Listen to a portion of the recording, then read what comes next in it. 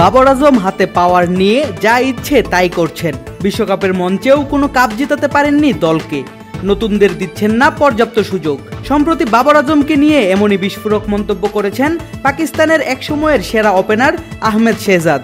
পাকিস্তানি সংবাদ মাধ্যম জিও নিউজের এক টক শোতে বাবর আজমের সমালোচনা করেন তার সাবেক এই সতীর্থ।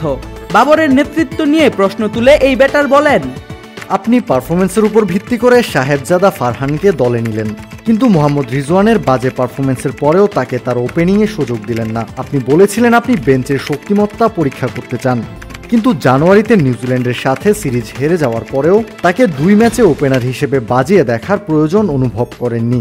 দেশের স্বার্থে এসব ছোট ছোট ব্যাপার স্যাক্রিফাইস করতে হয়। যদি এটি না করতে পারেন তাহলে নিজেকে দেশপ্রেমিক হিসেবে পরিচয় দিবেন না।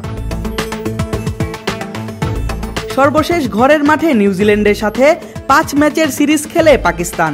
সেখানে 2-2 ব্যবধানে সান্ত্বনার ড্র নিয়েই সন্তুষ্ট থাকতে হয় বাবরদের।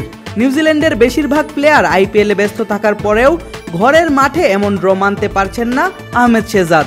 এ নিয়ে সমালোচনা করেন বাবরের অধিনায়কত্বেরও।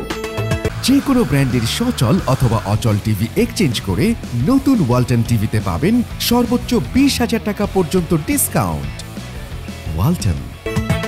শুধু বাবর আজম নয়, সামাজিক যোগাযোগ মাধ্যমে প্লেয়ারদের পিআর ক্যাম্পেইন নিয়েও করা সমালোচনা করেন এই ওপেনার। আয়ারল্যান্ড সিরিজের দলে জায়গা না পাওয়ায় আলোচনায় আছেন দেশটির 23 বছর বয়সী উইকেট কিপার ব্যাটার মোহাম্মদ হারিস। পিএসএলে মাত্র একটি অর্ধশতক হাঁকানো হারিসের নেই কোনো ভালো ইনিংস। এমনকি টি-20তেও 9 ইনিংসে 14 করে করেছেন মাত্র 126 রান। হারিস কোনোভাবেই পাকিস্তান দলে ডাক পাওয়ার যোগ্য না উল্লেখ করে শেহজাদ জানান, 8 বছর 10 বছর পরিশ্রম করে এবং পারফরমেন্স দেখিয়েও অনেকে দলে সুযোগ পায় না। আর সেখানে হারিসের জায়গা পাওয়ার কোনো যৌক্তিকতাই নেই। বরং হারিসের পক্ষে সামাজিক যোগাযোগ মাধ্যমে ক্যাম্পেইন করা সাপোর্টারদের উদ্দেশ্যে প্রশ্ন রাখেন এই ক্রিকেটার। জিজ্ঞেস করেন, টিমে না থাকায় হারিসের কথা অনেকেই জিজ্ঞেস করছেন কেন সে দলে নেই। আমার প্রশ্ন, কেন তাকে দলে রাখা হবে? এমনকি 4 দিনের ক্রিকেটেও কোনো দল তাকে নিতে রাজি হয়নি। বিশ্বাস করুন, যারা সোশ্যাল মিডিয়ায় তার হয়ে ক্যাম্পেইন করছে তার উপরে এটি ব্যাকফায়ার করবে। সব প্লেয়ারদের ক্ষেত্রেই এমন হবে। মোহাম্মদ আলী, আমির জামাল, ওয়াসিম জুনিয়র, সাহেবজাদা ফারহান, উসামা মীর, জামান খানের মতো প্লেয়ারদের সোশ্যাল মিডিয়ায় ক্যাম্পেইন করতে হয় না উল্লেখ করে তিনি আরও জানান, তারা পারফরমেন্সের উপর ভিত্তি করেই প্রশংসিত হয়। তাদের পরিশ্রমী তাদের হয়ে কাজ করে।